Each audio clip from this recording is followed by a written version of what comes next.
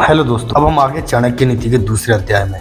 जिन लोगों ने पहला अध्याय नहीं देख रखा, मतलब पहला एपिसोड नहीं देखा है, उसे एंड स्क्रीन में या फिर यहाँ कार्ड बटन पे मिल जाएगा, तो उस एपिसोड को, उस अध्याय को जरूर देखें। श्लोक 1, झूठ बोलना, बिना सोचे समझे किसी कार्य को प्रारंभ कर देना, दुस्साहस करना, छल कपट करना, मूर्खतापूर्ण कार्य करना, उनका मूल्यांकन भी करना चाहिए, अपवित्र रहना और निर्दयता, ये स्त्रियों के स्वाभाविक दोष है। जी हाँ, स्त्रियों में प्राय ये दोष पाए जाते हैं। वे सामान्य बात पर भी झूठ बोलती हैं, अपनी शक्ति का विचार ना करके अधिक साहस दिखाती हैं और छल कपट पूर्ण कार्य तो करती हैं। मूर्खता, अधिक लोभ, अपवित्रता तथा निर्दयी होना, ये ऐसी बातें हैं जो प्राय सभी स्त्रियों के स्वभाव में होती है। ये स्त्रियों के स्वाभाविक दोष है, अर्थात अधिकांश स्त्रियों में ये होते हैं। अब तो स्त्रियां शिक्षित होती जा रही हैं, समय बदल रहा है, लेकिन आज भी अधिकांश अशिक्षित स्त्रियां इन दोषों से युक्त हो सकती है। इन दोषों को स्त्री की समाज में स्थिति और उनके परिणाम स्वरूप बने उनके मनोविज्ञान के संदर्भ में देखना चाहिए। श्लोक 2, भोजन के लिए अच्छे पदार्थों का प्राप्त होना, उन्हें खाकर पचाने की शक्ति होना, सुंदर स्त्री का मिलना, उसके उपभोग के लिए काम शक्ति होना, धन के साथ साथ दान देने की इच्छा होना, ये बातें मनुष्य को किसी महान तप के कारण प्राप्ति है। भोजन में अच्छी वस्तु की कामना सभी करते हैं, परंतु उनका प्राप्त होना और उन्हें पाचन की शक्ति होना भी आवश्यक है। प्रत्येक व्यक्ति चाहता है कि उसकी पत्नी सुंदर हो, परंतु उसके उपभोग के लिए व्यक्ति में काम शक्ति भी होनी चाहिए। प्रत्येक व्यक्ति चाहता है कि उनके पास धन हो, परंतु धन प्राप्ति के बाद कितने ऐसे लोग हैं जो उसका सदुपयोग कर पाते हैं। धन का सदुपयोग दान में ही है। अच्छी जीवन संगनी, शारीरिक शक्ति, पौरुष एवं निरोगता, धन तथा वक्त, जरूरत पर किसी के काम आने की प्रवृत्ति आदि पूर्व जन्मों में किन्हीं शुभ कर्मों द्वारा ही प्राप्त होते हैं। श्लोक 3, जिसका बेटा वश में रहता है, पत्नी पति की इच्छा के अनुरूप कार्य करती है। जो व्यक्ति धन के कारण पूरी तरह संतुष्ट है, उसके लिए पृथ्वी पर ही स्वर्ग के समान है। अर्थात प्रत्येक व्यक्ति संसार में सुखी रहना चाहता है, यही तो स्वर्ग है। स्वर्ग में भी सभी प्रकार के सुखों का उपभोग करने की कल्पना की गई है। इस बारे में चाणक्य कहते हैं कि जिसका पुत्र वश में है, स्त्री जिसकी इच्छा के अनुसार कार्य करती है, जो अपने कमाए धन से संतुष्ट है, जिसे लोभ, लालच और अधिक कमाने की चाह नहीं, ऐसे मनुष्य के लिए किसी अन्य प्रकार के स्वर्ग की कल्पना करना व्यर्थ है। स्वर्ग तो वह जाना चाहेगा जो यहाँ दुखी हो। श्लोक 4, पुत्र उन्हें ही कहा जा सकता है जो पिता के भक्त होते हैं। पिता भी वही है जो पुत्रों का पालन पोषण करता है। इसी प्रकार मित्र भी वही है जिस पर विश्वास किया जा सकता है, और भार्या अर्थात पत्नी भी वही है जिससे सुख की प्राप्ति होती है। चाणक्य का मानना है कि वही गृह सुखी है जिसकी संतान उसके वश में है और उसकी आज्ञा का पालन करती है। यदि संतान पिता की आज्ञा का पालन नहीं करती तो घर में कलेश और दुख पैदा होता है। चाणक्य के अनुसार पिता का भी कर्तव्य है कि वह अपनी संतान का पालन पोषण भली प्रकार से करे। जिसने अपने कर्तव्यों से मुंह मोड़ लिया, उसे पुत्र से भी भक्ति की आशा नहीं करनी चाहिए। इसी प्रकार मित्र के विषय में चाणक्य का मत है कि ऐसे व्यक्ति को मित्र कैसे कहा जा सकता है जिस पर विश्वास नहीं किया जा सकता, और ऐसी पत्नी किस काम की जिससे किसी प्रकार का सुख प्राप्त न हो तथा जो सदैव ही कलेश करके घर में अशांति फैलाती हो। ऐसी स्त्री का तो होना न होना बराबर है। श्लोक 5, जो पीठ पीछे कार्य को बिगाड़े और सामने होने पर मीठी मीठी बातें बनाए, ऐसे मित्र को उस घड़े के समान त्याग देना चाहिए जिसके मुंह पर तो दूध भरा हुआ है परंतु अंदर विष हो। जो मित्र सामने चिकनी चुपड़ी बातें बनाता है, पीठ पीछे उसकी बुराई करके कार्य को बिगाड़ देता हो, ऐसे मित्र को त्याग देना ही भलाई है। चाणक्य कहते हैं वह उस बर्तन के समान है जिसके ऊपर के हिस्से में दूध भरा है परंतु अंदर विष भरा हुआ है। ऊपर से मीठे और अंदर से दुष्ट व्यक्ति को मित्र नहीं कहा जा सकता। यहाँ एक बात विशेष रूप से ध्यान देने की है कि ऐसा मित्र आपके व्यक्तिगत और सामाजिक वातावरण को भी आपके प्रतिकूल बना देता है। ऐसे मित्रों से दूर रहें, उनको आज ही छोड़ दें, उनका ग्रुप से निकाल दो, नंबर डिलीट। और अगर आप लोग यहाँ तक आ चुके हैं तो प्लीज चैनल को सब्सक्राइब करके नोटिफिकेशन बेल को जरूर करें, जिससे कि हमें भी मोटिवेशन मिलता रहे और आप हमसे अच्छे मित्र बन पाए। श्लोक 6, जो मित्र खोटा है उस पर विश्वास नहीं करना चाहिए और जो मित्र है उस पर भी अति विश्वास नहीं करना चाहिए, क्योंकि ऐसा हो सकता सकता है कि वह मित्र कभी नाराज होकर सारी गुप्त बातें प्रकट कर दे। चाणक्य मानते हैं कि जो व्यक्ति अच्छा मित्र नहीं है उस पर तो विश्वास करने का प्रश्न ही नहीं उठता, परंतु उनका यह भी कहना उचित है कि अच्छे मित्र के संबंध में भी पूरी तरह विश्वास नहीं करना चाहिए, क्योंकि किसी कारणवश यदि वह नाराज हो गया तो सारे भेद खोल दे। श्लोक 7, मन से सोचे हुए कार्य को वाणी द्वारा प्रकट नहीं करना चाहिए, परंतु मनन पूर्वक भली प्रकार सोचते हुए उसकी रक्षा करनी चाहिए और चुप रहते हुए उस सोची हुई बात को कार्य रूप में बदलना चाहिए। अर्थात आचार्य का कहना है कि व्यक्ति को कभी किसी को अपने मन का भेद नहीं देना चाहिए, अर्थात अपने मन की बात पूरी नहीं बतानी चाहिए। जो भी कार्य करना है उसे अपने मन में रखे और समय आने पर उसको पूरा करें। कुछ लोग किए जाने वाले कार्य के बारे में गाते रहते हैं। इस प्रकार उनकी बात का महत्व कम हो जाता है और यदि किसी कारणवश वह व्यक्ति कार्य को पूरा ना कर सके तो उसकी जगहसाई ही होती है। इससे उस व्यक्ति का विश्वास भी कम होता है। फिर कुछ समय बाद ऐसा होता है लोग उसकी बातों पर ध्यान नहीं देते, उसे वे सिर पर सिर पैर की हाँकना वाला समझ लिया जाता है कि हाँ ये बस हाँकता है और कुछ नहीं। अतः बुद्धिमान को कहने से अधिक करने के लिए प्रयत्नशील होना चाहिए। अर्थात आपके मन में कोई योजना है तो पहले उसको कर लो, उसके बाद उस रिजल्ट सबके सामने आ जाएगा। श्लोक 8, मूर्खता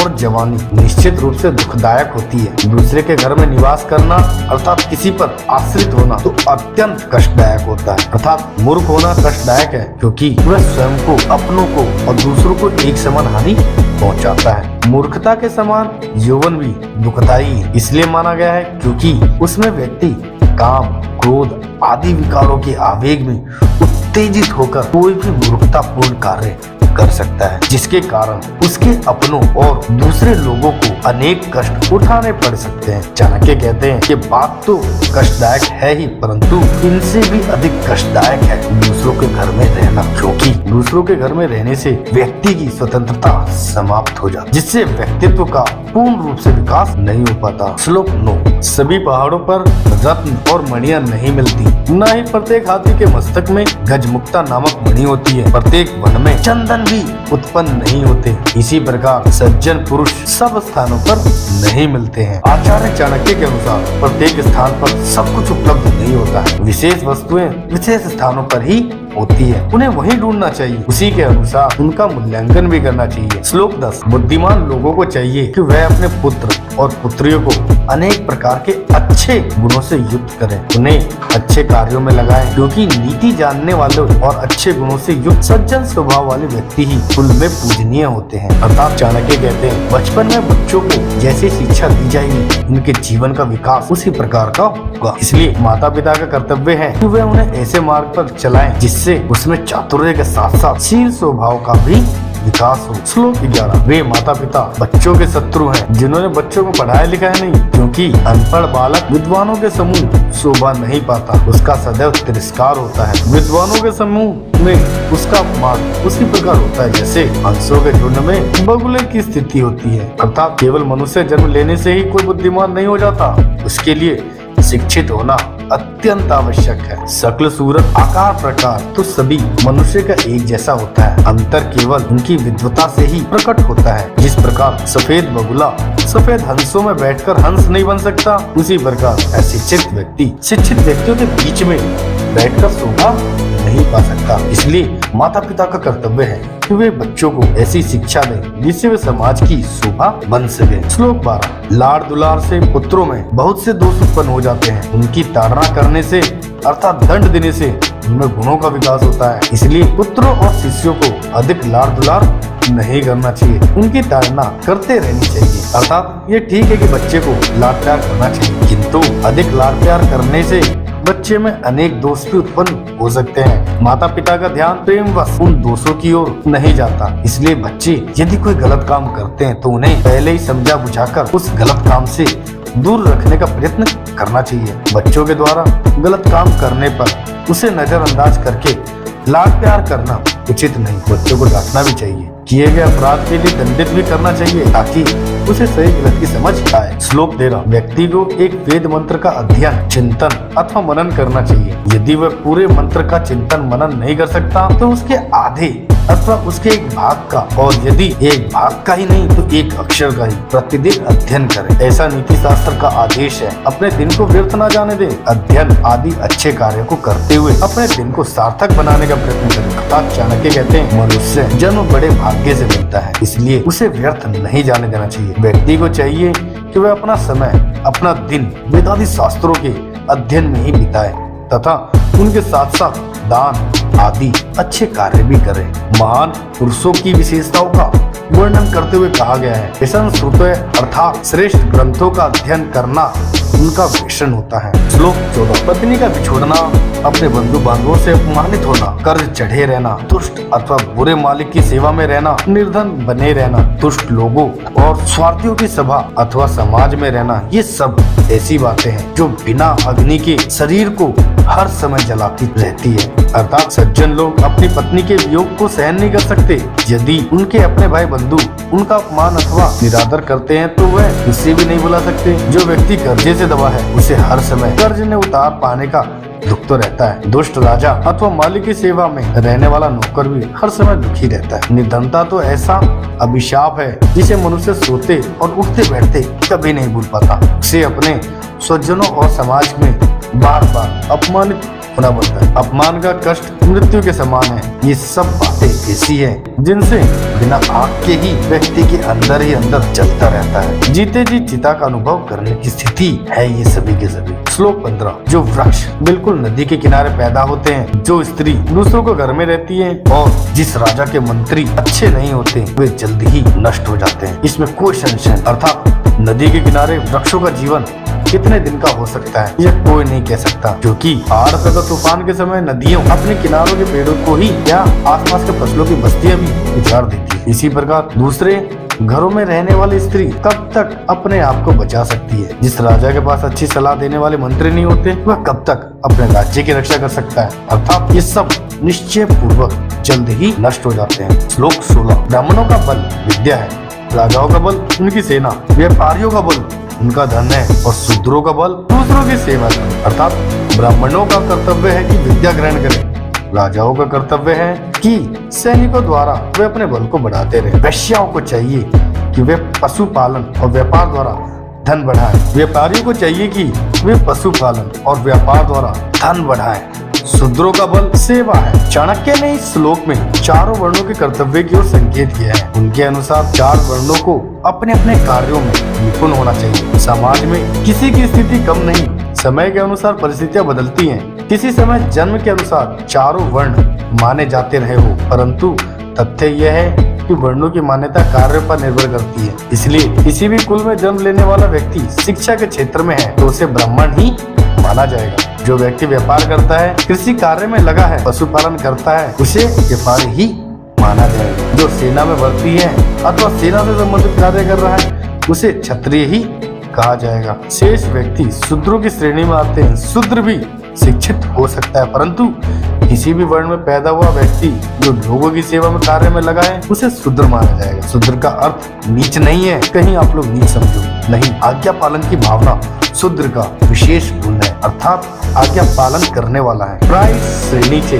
लोग मानसिक रूप से संतुष्ट होते हैं। श्लोक 17। वैश्य निर्धन पुरुष को, प्रजा पराजित राजा को, पक्षी फलहीन वृक्षों को और अचानक आया हुआ अतिथि भोजन करने के बाद घर को त्याग कर चले जाते हैं। आचार्य ने यहाँ संबंधों की सार्थकता की ओर संकेत किया है। कोई तभी तक संबंध रखता है जब तक उसके स्वार्थ की पूर्ति होती है। वेश्या का धंधा पर पुरुषों से धन लूटना होता है। धन के समाप्त होने पर वह भी मुंह मोड़ लेती है। प्रजा प्रतापी राजा को ही सम्मान देती है, जब वह शक्तिहीन हो राजा का साथ छोड़ देती है। इसी प्रकार प्रकृति के सामान्य नियम के अनुसार वृक्षों पर रहने वाला पक्षी तभी तक किसी वृक्ष पर बसेरा रखते हैं जब तक वहाँ से उन्हें छाया और फल प्राप्त होते रहते हैं। घर में अचानक आने वाला अतिथि का जब भोजन पान आदि से स्वागत सत्कार कर दिया जाए तो वह भी सामाजिक नियम के अनुसार विदा लेकर अपने लक्ष्य की ओर चल पड़ता है। भाव यह है कि व्यक्ति को अपने सम्मान की रक्षा का स्वयं ध्यान रखना चाहिए। उसे अपेक्षा करते समय संबंधों के स्वरूप को सही प्रकार से समझना चाहिए।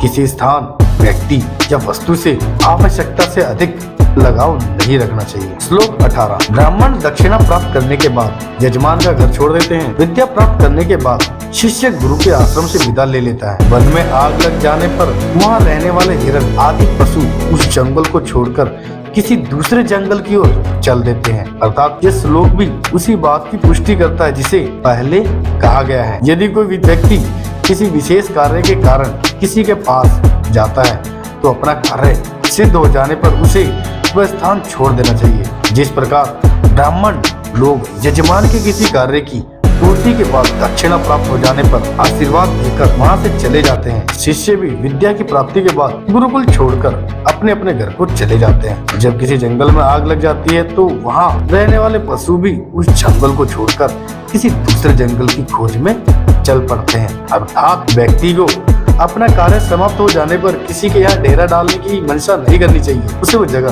तुरंत ही छोड़ देनी चाहिए। श्लोक 19। बुरे चरित्र वाले, अकारण दूसरों को हानि पहुंचाने वाले तथा गंदे स्थान पर रहने वाले व्यक्ति के साथ जो पुरुष मित्रता करता है वह जल्दी ही नष्ट हो जाता है। जी हाँ, आचार्य ने यहाँ संकेत किया है कि मित्रता करते समय यह भली प्रकार से जांच परख लेना चाहिए कि जिससे मित्रता की जा रही है उसमें ये दोष तो नहीं। यदि ऐसा है तो उससे होने वाले हानि से बच पाना संभव नहीं, इसलिए ज्यादा अच्छा है कि उससे दूर ही रहा जाए। श्लोक 20। ये इस एपिसोड का आखिरी श्लोक है और अभी तक आपने चैनल को सब्सक्राइब नहीं किया है तो प्लीज चैनल को सब्सक्राइब जरूर करें, जिससे कि ऐसी रेगुलर कंटेंट आप तक टाइम टू टाइम पहुंचता रहे और इस चाणक्य नीति का अगला अध्याय आप तक सबसे पहले पहुंचे, जिसके लिए नीचे कमेंट जरूर करें और सब्सक्राइब करना ना भूलें। श्लोक 20। प्रेम व्यवहार बराबरी वाले व्यक्तियों में ही ठीक रहता है। यदि नौकरी करनी ही हो तो राजा की नौकरी करनी चाहिए। कार्य अथवा व्यवसाय में सबसे अच्छा काम व्यापार करना है। इसी प्रकार